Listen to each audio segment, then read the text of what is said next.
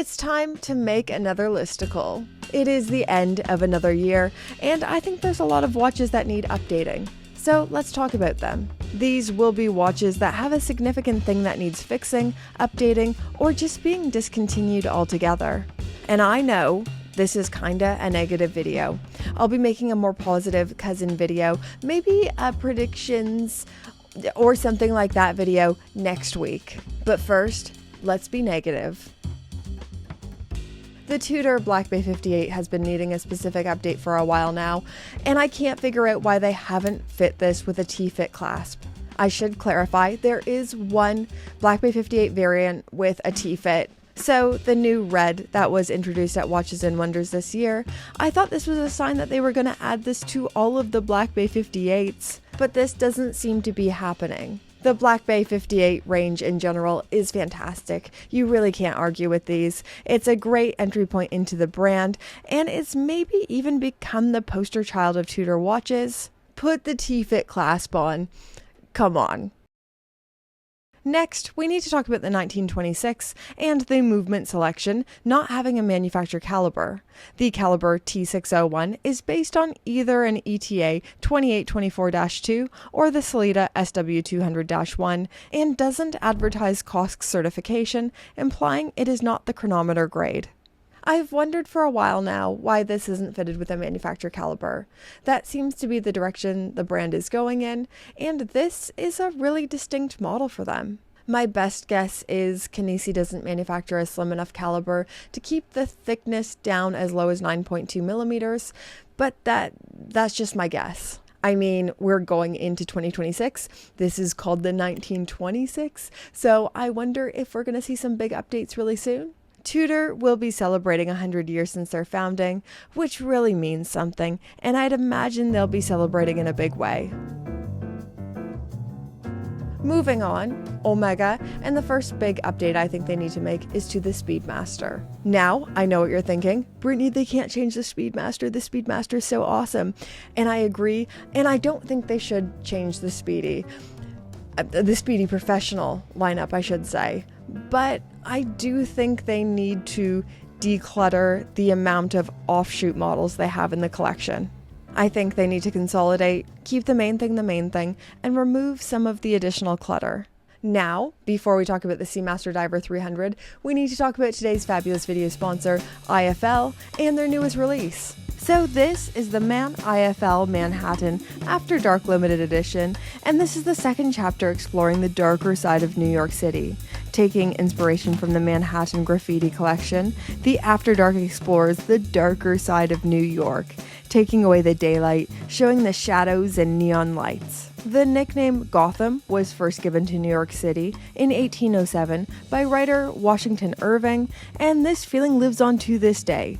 This has all the staples we know and expect from IFL, so a hand-painted dial capturing the colors perfectly with ink blue tones, smoke gray shadows, and neon blue accents. And it's all set against the Maen Manhattan 37, so this has a case diameter of 37 millimeters, a thickness of 9.3 millimeters, and powering this watch is the Sellita SW200-1 automatic movement.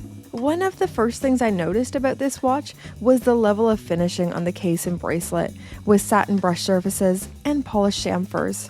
Beautiful watch. I freaking love this collaboration, and it's coming at the perfect time. As the days get shorter, days feel dark and moody, and this captures that vibe. Now, these are really limited. The order window opens today, November 3rd, and closes on November 9th at 4 p.m. Central European Time. So you don't want to miss out. Make sure you lock one of these down. Go click the link that is in my description. It will take you to this watch. Or if you want to see more IFL creations, they will also be there. This watch is awesome. So is so many of their other creations. I highly recommend you go check them out. Thank you so much to IFL for sponsoring this video. Next, the Seamaster Diver 300, and I'm about to say some controversial things. I'm about to get in trouble with the real hardcore Omega people, but I think they need to do an entire revamp. Now, how far they go with this is up to them, but I think some serious updates would be nice. This model looked amazing in the 90s, and it was very much a product of its time. I think there needs to be a bracelet overhaul, something more elegant, slight taper, maybe even a knurled bezel. I think those are some realistic updates. An unrealistic update that a lot of people would like to see is a recessed helium escape valve. As much as we want to see it, I just can't see Omega ever doing this. It's become such a distinctive of the Seamaster. I don't think they need to change the look or the things that make the Seamaster, but a few little elevated updates to bring the design to 2026 instead of 1996. Also, we've been asking for it, and I think it's finally time. We need the midsize variation back. My theory on why they haven't reintroduced a midsize is because of the thickness that comes with coaxial. But I think we might be moving one step closer with the caliber 8750 and 8751. So when Omega launched the 30mm Aquaterra, my little secret, they also fitted this with a new caliber, the 8750 and 51. So it's smaller, still coaxial, 48 hours of power reserve, and possibly a movement that could find its way into a smaller Diver 300. Rolex are experts in branding and marketing. Everyone already knows that. But every once in a while, they have kinda odd duck, higgly-piggly pieces. And the Air-King is kinda one of those pieces. It doesn't really have an identity that makes sense anymore. It is the only remaining watch in the Air series, which was released in the midst of World War II, alongside the Air Lion, Air Giant, and Air Tiger. These were all created to honor RAF pilots in the Battle of Britain, and it was created with a specific purpose and specific customer in mind: pilots. But if there is one current catalog watch that is marketed to pilots, it's the GMT Master 2. I'm really conflicted on this one. I love the reason why this was made. I didn't quite appreciate until I moved to the UK how Britain really was one of the last remaining countries in Europe standing against the Nazis, and how resilient of a stronghold it was here in Europe. Being a Canadian raised in Canada, I knew World War II happened, and I knew we were allies and we were a part of the war efforts, but it always felt like something that happened over there. I felt disconnected from it. But being here is kind of living in the wreckage. We live in a city called Bristol, which was bombed to rubble.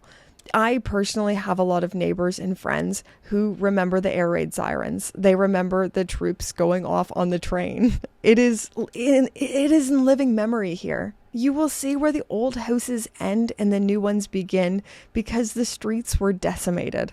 Britain was a very important holdout against the Nazis. They were not neutral, and they are a huge reason why modern Europe looks the way that it does. I think this is something British people should hold dear. And I'm not saying Britain is the only reason why modern Europe looks the way that it does.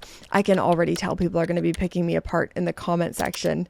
But in the context of this watch, made for Royal Air Force pilots in the Battle of Britain, it's impossible not to talk about the British efforts in one of the largest European wars.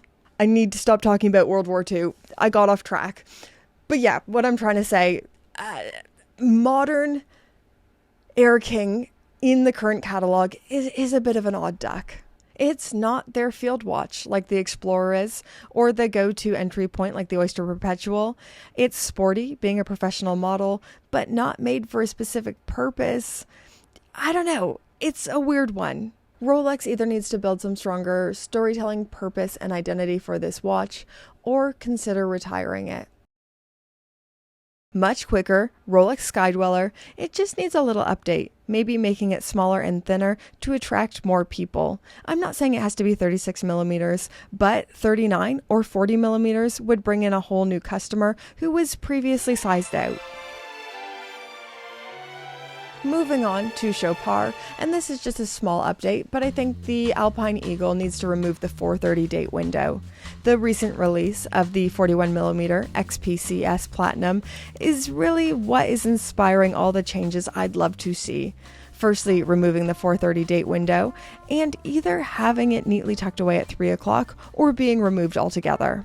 When you look at the Platinum variation, there's a really nice balance that enhances the design. I also think they need to add a taper to the bracelet. It will make it feel so much more elegant and update the clasp to have some kind of quick adjust. I really love this model and what Chopard is doing in general, but if you are giving your watches a more premium price tag, I think it's okay to expect things like a well thought through bracelet and micro adjustments. There are two big things that drive me nuts with Patek Philippe. Firstly, their ladies' offerings are blech. I'd love to see a ladies' Aquanaut, no diamonds, not quartz. Just a normal Aquanaut. Stainless steel, even not stainless steel, whatever. Stainless steel would be my preference because I don't have much money, but no diamonds, mechanical movement. The closest thing they have to this is the smaller travel time 5269R, but this is quartz and precious metal, giving it a £31,000 price tag.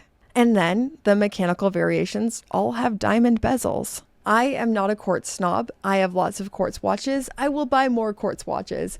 But I think when you go to Patek Philippe, arguably the tippy top of mainstream watchmakers, you want a mechanical movement. To me, the Aquanaut is the most sporty Patek and the true entry point into the brand.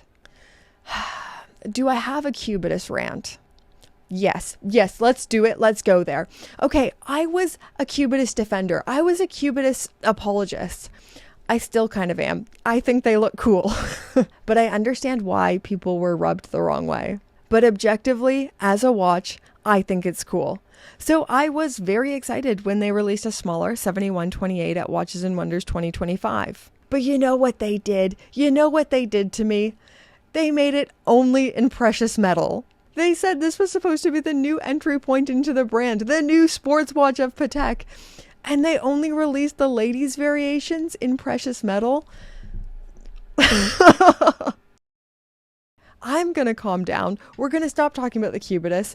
My second thing with Patek is the water resistance. You can't be selling a watch called the Nautilus, from the Greek nautilos, literally meaning sailor, and giving that a 30-meter depth rating. I get it, no one really needs those specs, but it is modern build quality expectations. Anyways, guys, those are the watches that need updating in 2026, in my humble opinion. But this is a conversation. I'd love to know if you agree, disagree, if there's anything you'd add. Let me know in those comments down below. I can't wait to read what you guys say. I'm very excited for 2026. 2025 has been awesome. 2026 is going to be even better. I can feel it. Thank you so much for your viewership. Thank you to IFL for sponsoring this video, and don't forget to go click that link. And now, Pope tier patrons, get their names on the screen. Hello, gorgeous, fabulous, wonderful Pope tier patrons. Yes, thank you so much for supporting my weird little channel. I hope you keep enjoying it. I love making these videos. It is the most exciting thing in my week that I get to come out into my garage and talk about watches. I need other hobbies, but thank you for indulging me. I hope you keep enjoying the content we make here. I love making it. Even if you don't keep enjoying it, I hope you enjoy watches forever. They're fabulous, you're fabulous, and thank you so much.